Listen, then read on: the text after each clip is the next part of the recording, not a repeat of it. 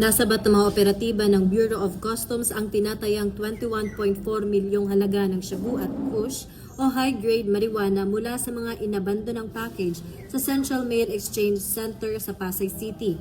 Ang nasabing kargamento ay nadiskubre noong December 15 matapos ang masusing inspeksyon sa 5 unclaimed parcels na nagmula pa sa ibayong dagat ngunit hindi kinuha ng mga consignee nito. Upang makalusot sa mga otoridad, idineklara ang mga naturang parcel bilang mga karaniwang kagamitan tulad ng outdoor wall lamp, bag, digital media discs, libro at iba pang paninda.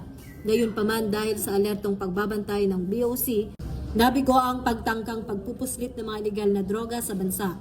Ang tagumpay na ito ay bahagi ng mas pinalakas na kampanya ng pamahalaan laban sa pagpasok ng kontrabando sa pamamagitan ng mga mail delivery service hubs.